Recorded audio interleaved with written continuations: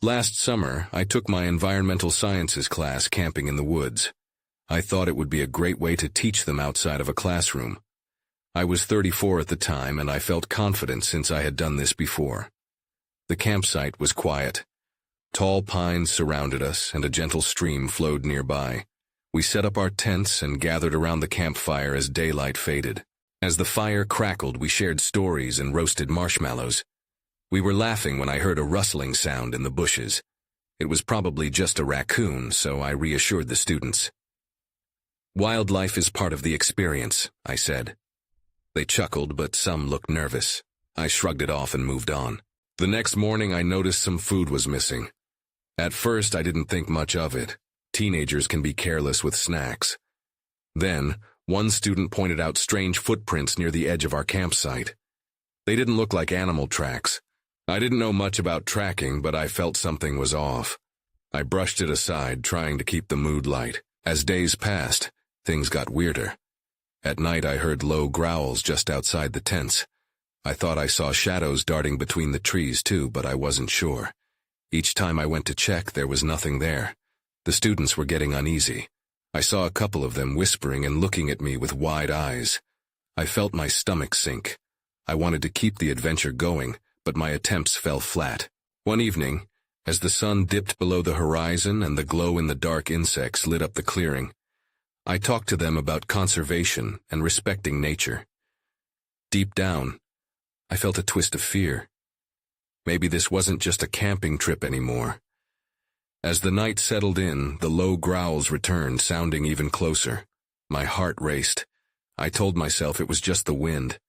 I couldn't let them see my worry. On the last day we were packing when a student yelled, "Look!" I turned to see what he was talking about. He pointed towards the trees. I caught a glimpse of something moving, but it was gone in a blink. I asked, "Did anyone else see that?" They all looked confused and scared.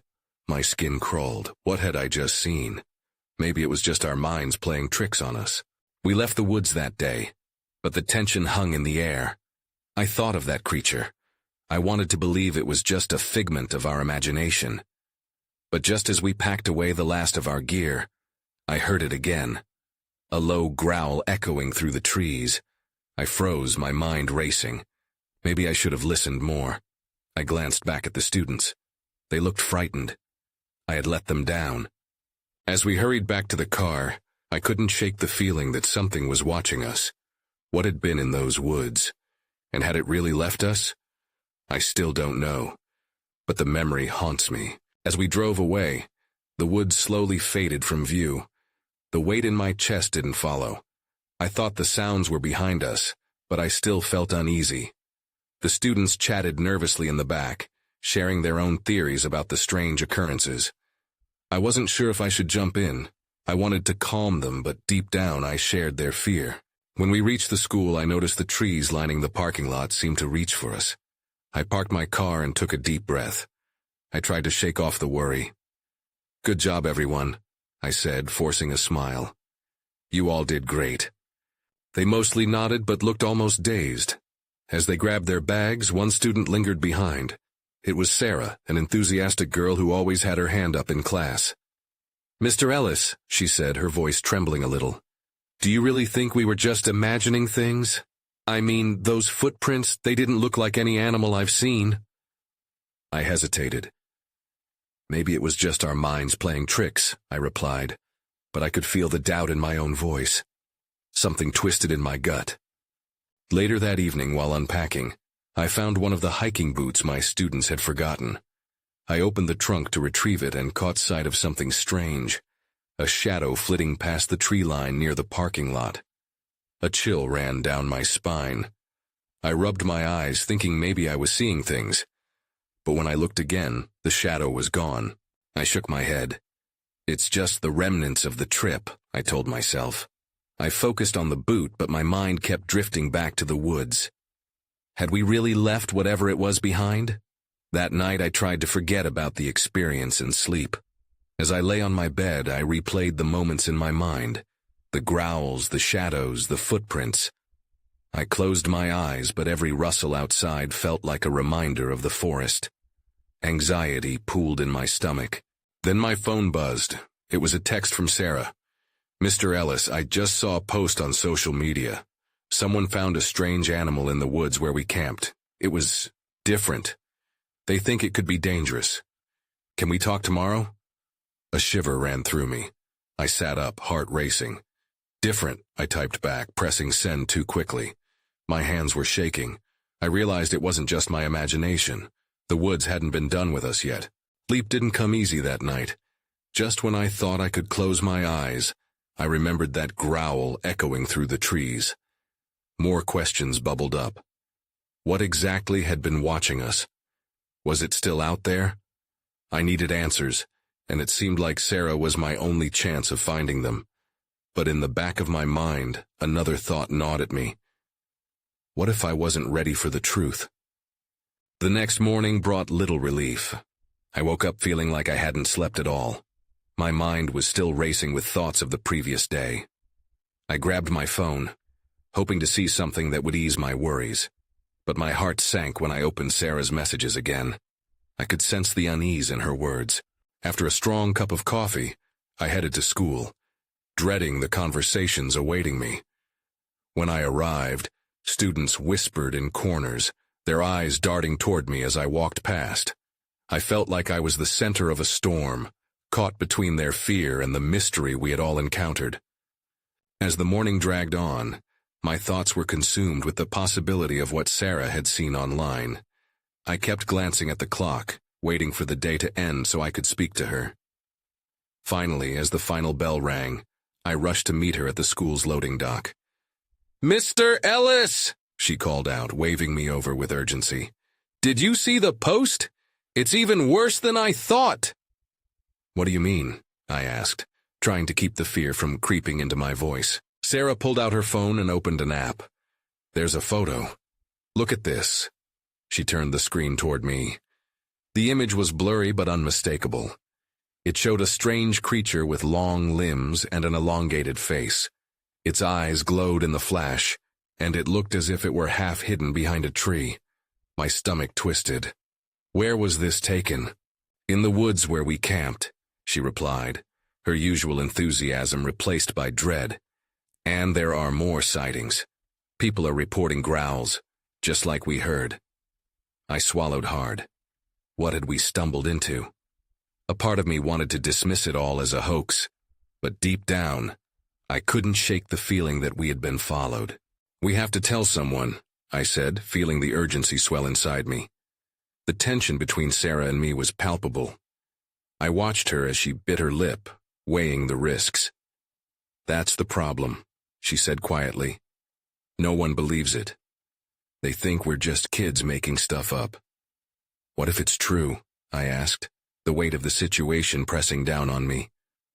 What if, just as I began to voice my fears, a chilling howl echoed through the emptiness of the schoolyard? It was distant, yet hauntingly familiar. My heart pounded in my chest. "Did you hear that?" Sarah whispered, her eyes wide. I nodded. It was now or never. "We have to check it out. We can't ignore this." But as we turned to leave the parking lot, something caught my eye near the tree line. I squinted, but all I saw was an empty space. The trees stood tall and silent, watching. "That's when I saw it," I whispered, heart racing. A flicker of movement, shapes dancing in the shadows. I felt a chill run down my spine. Whatever it had been was out there, and it was watching us. As Sarah and I cautiously stepped toward the tree line, the air thickened around us. I could feel a knot form in my stomach.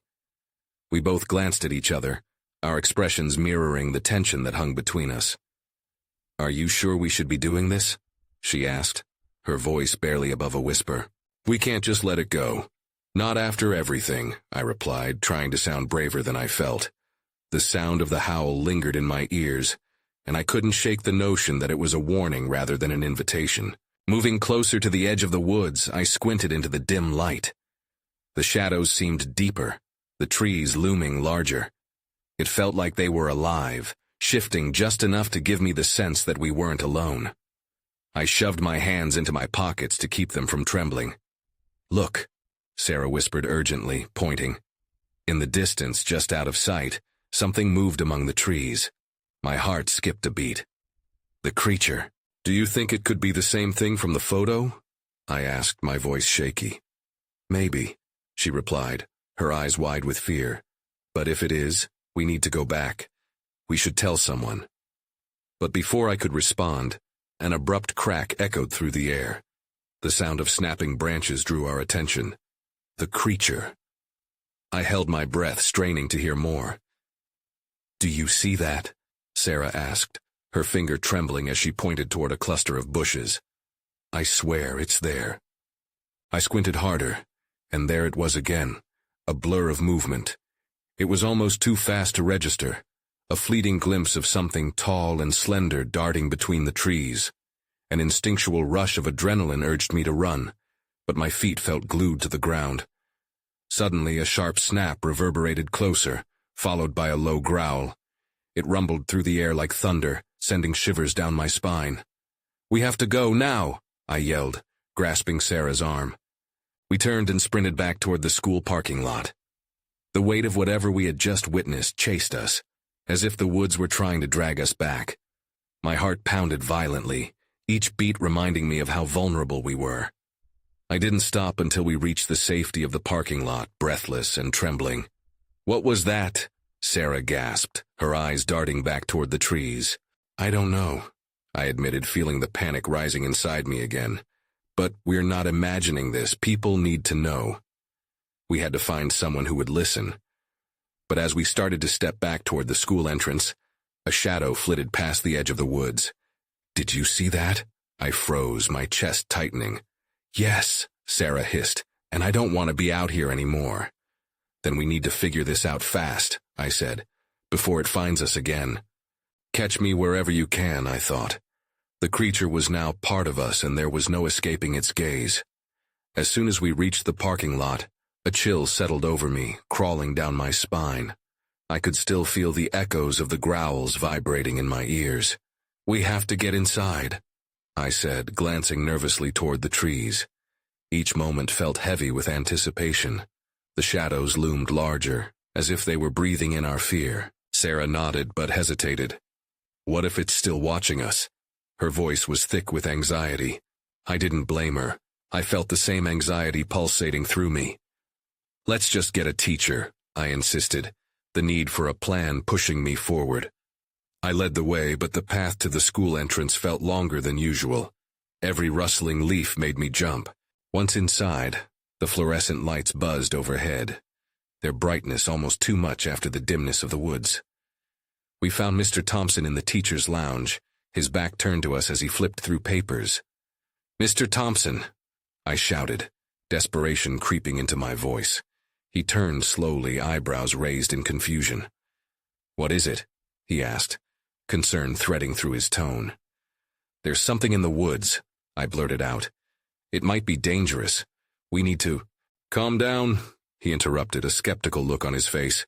What are you talking about? Did you two see a bear or something? No, it was tall and fast, Sarah stammered, her hands trembling. I'm not kidding. We heard it howling, I added, my heart racing as I thought back to that sound. Mr. Thompson's expression softened but remained unconvinced. Kids have a tendency to let their imaginations run wild, he said, trying to placate us. You probably just saw a deer. But it wasn't a deer, I snapped, emboldened by the urgency of my fear. This was different. It was something else. My voice faltered as I recalled the beast's piercing gaze, the emptiness in its eyes. Mr. Thompson sighed and rubbed the back of his neck. Look, I'll take a look if it'll make you feel better, but if it's just a deer, I'll expect both of you to be in detention tomorrow. As he walked toward the door, I glanced at Sarah. Her face was pale, but there was a spark of purpose in her eyes. The thought of this creature roaming the woods, our woods, made my stomach churn. As we stepped outside, the daylight felt weak compared to the anxious energy around us. Mr. Thompson led the way, and I felt the weight of fear settle back around my shoulders. Then, without warning, a loud snap echoed from the direction of the woods. It was followed by an almost eerie silence. I froze, dread clawing at my insides. Did you hear that? Sarah whispered, her face paling further. Everyone stay close, Mr. Thompson cautioned, glancing back at us with unease. I could sense that he was trying to appear calm, but his eyes betrayed a flicker of fear. As we approached the tree line, a sudden flash of movement caught my eye, a dark shape darting between the trees. My gut twisted. This wasn't over, not by a long shot. Wait here, Mr. Thompson said firmly, taking a step forward. Are you insane? I shouted. You can't go in there alone. But before he could respond, I heard it again, an unmistakable growl. It was deeper, closer this time. All thoughts of waiting evaporated. No, we need to get out of here, I screamed, grabbing Sarah's arm. But it was too late. In that moment, from the shadows, something emerged and everything fell into chaos. The creature lunged forward, a blur of dark fur and glinting eyes. I couldn't tell what it was until it stopped, just a few feet away. My heart raced. It was massive, towering over us with sinewy limbs and a face that shouldn't exist. It was hauntingly unfamiliar, yet strikingly real. Mr. Thompson, I shouted, trying to pull Sarah back. She clung to my arm, her knuckles white. Don't move, Mr. Thompson whispered, his voice barely above a breath.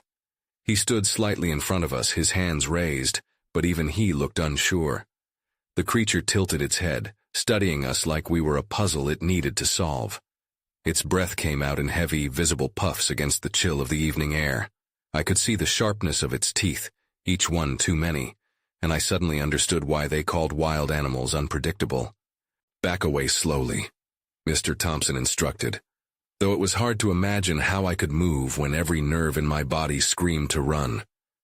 I dared not look away from the creature, fearing that any lapse in attention might provoke it.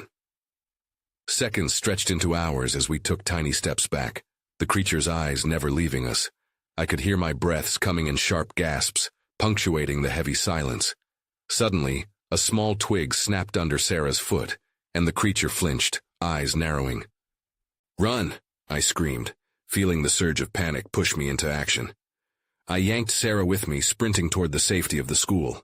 Behind us, I heard a guttural roar echo through the trees, sending a jolt of adrenaline through my veins. We bolted for the entrance, hearts pounding in rhythm with our footsteps. Mr. Thompson followed closely, the sound of the creature crashing through the underbrush behind us, adding urgency to our flight. As we reached the door, I could still feel its presence, chasing us, breathing down our necks. We stumbled inside and slammed the door shut, the heavy door thudding against the frame. I leaned against it, breathless, panic clawing at my chest. The hallway felt suddenly safe, but the terror wasn't over. What was that thing? Sarah gasped as she pressed her back against the wall beside me, her eyes wide. I don't know, I replied, trying to compose myself. It looked unnatural. Mr. Thompson looked shaken. We need to alert the authorities. That's not just an animal we're dealing with. His voice was shaky, filled with a tremor I hadn't heard before. As we exchanged worried glances, the lights flickered above us, throwing shadows that danced across the walls. I felt a cold breeze waft through the building, a sharp contrast to the rising heat of fear in my chest. Maybe we should just leave, I suggested, but deep down I knew we couldn't run away from this. There was too much at stake. Stay here, Mr. Thompson ordered. He reached for the door handle. I'll call for help.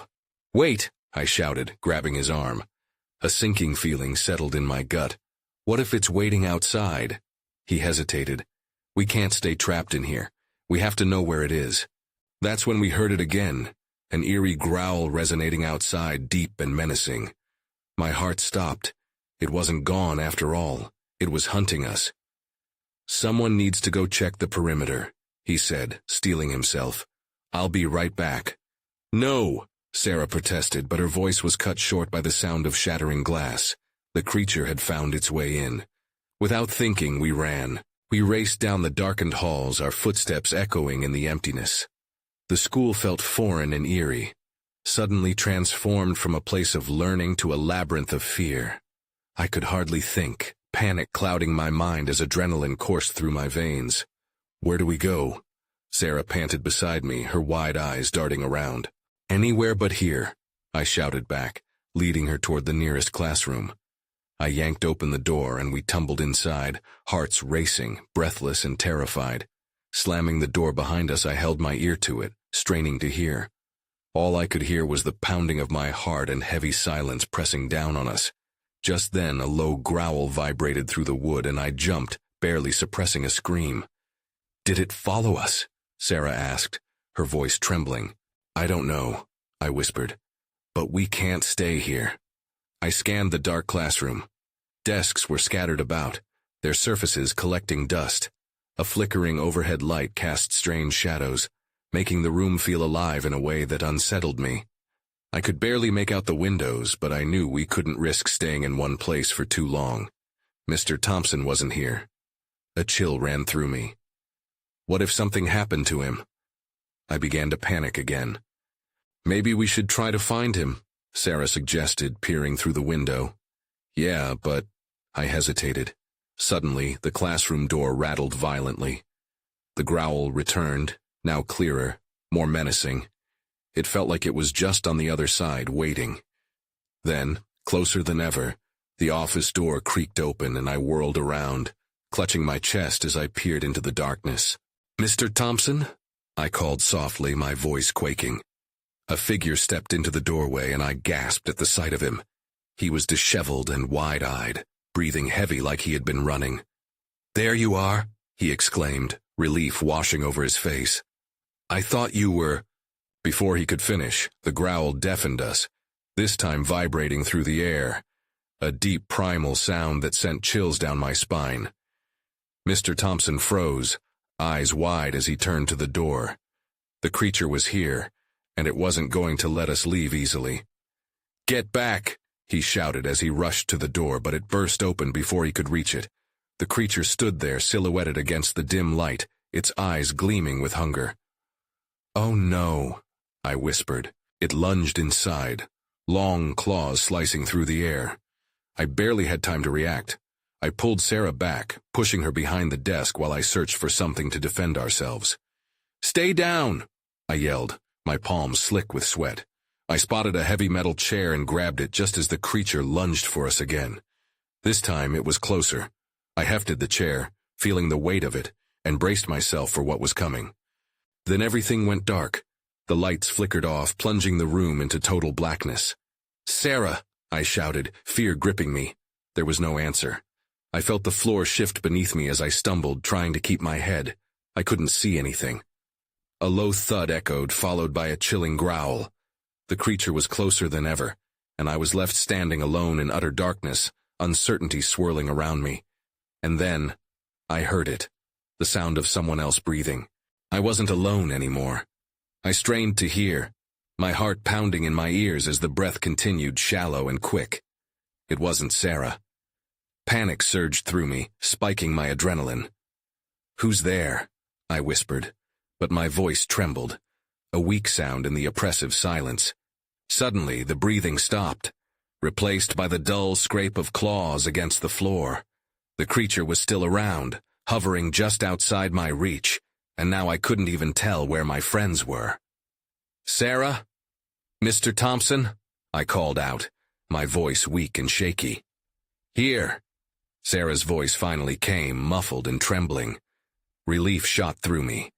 It was a promise that I wasn't completely alone, even amid the palpable darkness. "Stay close," I urged, my voice barely audible as I inched toward her. "We need to find a way out." But before we could move, the growl returned, resonating through the classroom like thunder. Something huge shifted nearby, and I barely held back a scream as I felt the air change. The creature had shifted its weight, preparing to attack. "We have to move now!" I shouted, grasping Sarah's arm. I turned, planning to dart toward the back of the classroom, but a low hiss sounded behind me. "Run!" Mr. Thompson's voice cut through the tension. I didn't need to see him, I could hear the urgency. I dragged Sarah along, desperate to put distance between us and the impending threat. We stumbled forward, feeling our way through the darkness.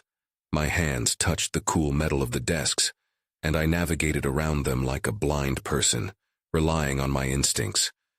I could hear the frantic scratching and guttural noises behind us, building a terrifying crescendo.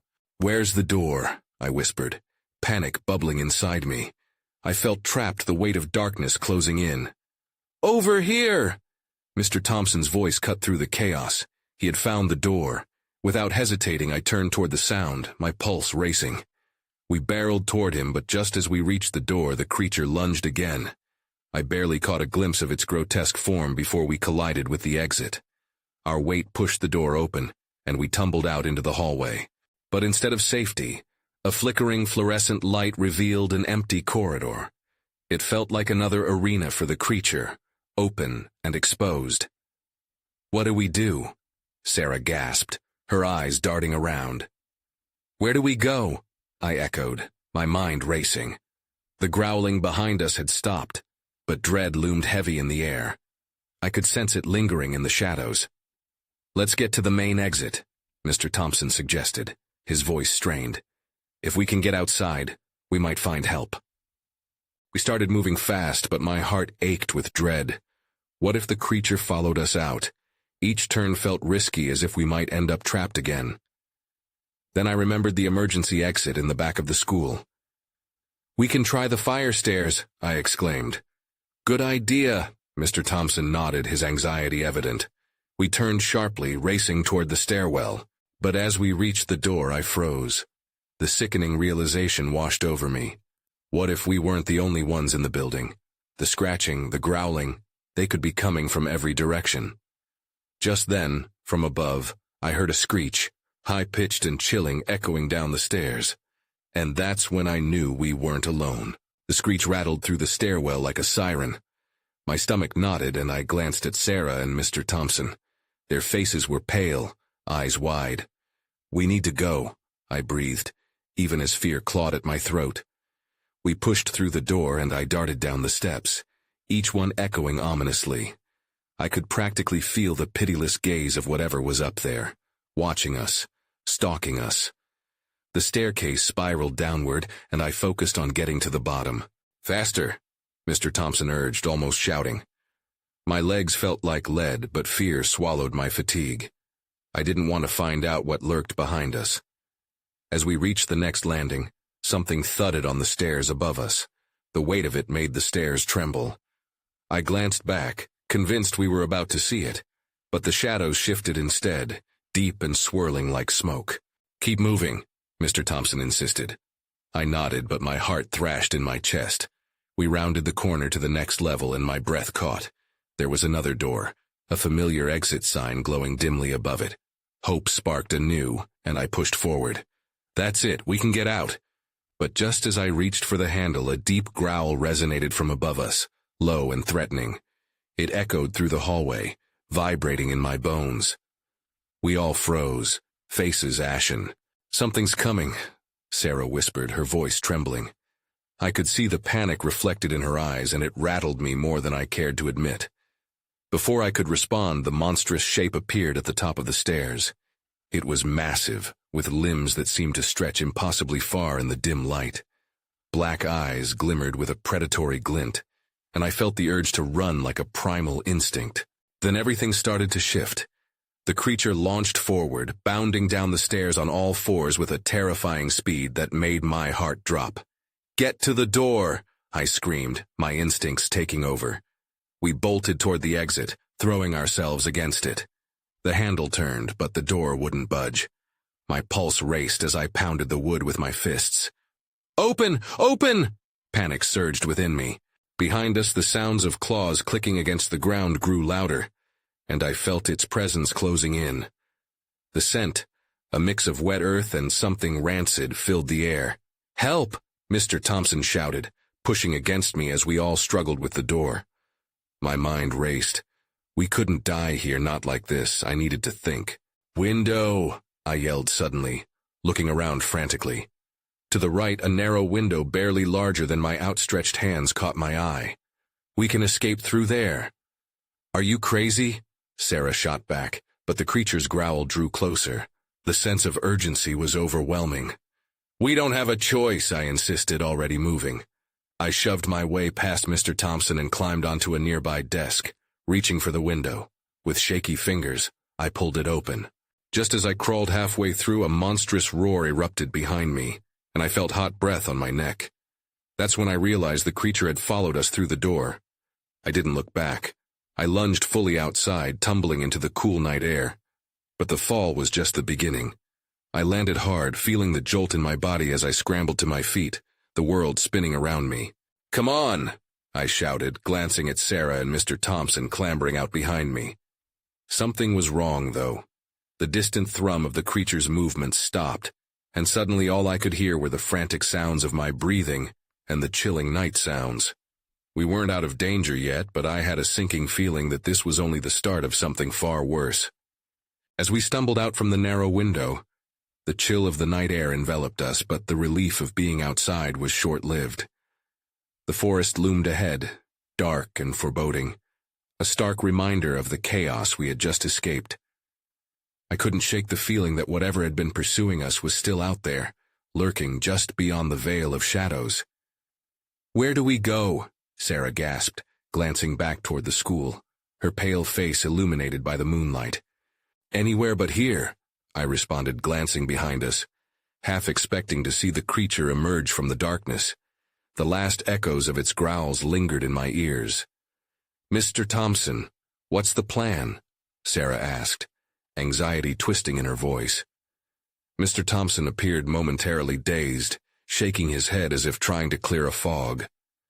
"We need to find the car. Use our phones to call for help," he muttered, his gaze fixed on the trees. "If we can get to the parking lot, we might be safe." Without waiting for further discussion, we turned our backs to the dimly lit school and made our way toward the parking lot. Every step felt perilous, as if the ground itself might give way beneath us. The trees whispered secrets on the wind, and shadows lurked, twisting and turning in our wake. The woods felt alive, and dread seeped into my bones. We walked in silence, the only sounds our racing breaths and the crunch of dry leaves underfoot. I felt a cold sweat drenching my back and my palms restrained against the mounting panic. I glanced sideways at Sarah. Her eyes were wide, reflecting her terror. I wanted to tell her it would be okay, that we would make it out together, but I didn't believe it myself. My mind raced back to the creature. Was it a figment of our fears or something real, lurking amid the pines? The doubts danced in my mind, and I felt the darkness close in around us, feeling like a specter of our hearts. Just then, a soft rustle came from the brush to our left. My body tensed. "Did you hear that?" I whispered, pointing toward the dense thicket. Mr. Thompson turned with a quick nod. "Keep moving," he instructed, taking a step faster. "Stay close." We hurried on, but the rustling continued, a low, deliberate sound that followed us like a predator drawn close by the scent of fear. My pulse quickened, each beat thrumming through my ears. As the parking lot came into view, relief washed over me like a wave. I could see the familiar outline of my car, glowing under the flickering streetlights. I turned to urge Sarah and Mr. Thompson to hurry, but just then, a dreadful howl erupted from the depths of the forest. "Run!" I shouted, adrenaline spiking as we broke into a sprint. We dashed toward the car, fumbling for our keys. Just as my fingers grazed the pocket where I kept them, a shadow flitted between the trees behind us. I cried out, fumbling, trying to get the key in the lock. The night felt alive with malicious intent. I could feel it. The weight of whatever haunted the woods was creeping closer, its presence thick in the air like a storm. "Get in!" Mr. Thompson yelled, finally managing to get the door open and ushering us both inside. I slammed the door behind us, heart racing as I slid into the driver's seat, fumbling with the ignition. My hands shook so violently that it took 2 tries to turn the key. The engine sputtered to life, and I threw the car into reverse, glancing back toward the trees. And then I saw it, a glimmer of eyes shining in the dark, low and powerful. My breath hitched as it moved, taking a few tentative steps toward the car, its form almost spectral under the streetlight. In a blur, I hit the gas, the tires screeching against the pavement as I spun the wheel. We lurched forward, away from that dark shape. "Go faster!" Sarah cried, her voice cracking as she turned in her seat to look back. I pressed down hard on the accelerator, the school in the woods shrinking behind us. But even as we sped away, a terrible question gnawed at the edges of my mind.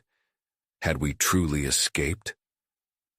As the town lights came into view, I couldn't shake the feeling that the woods had left a piece of darkness with us. The tension still gripped my chest.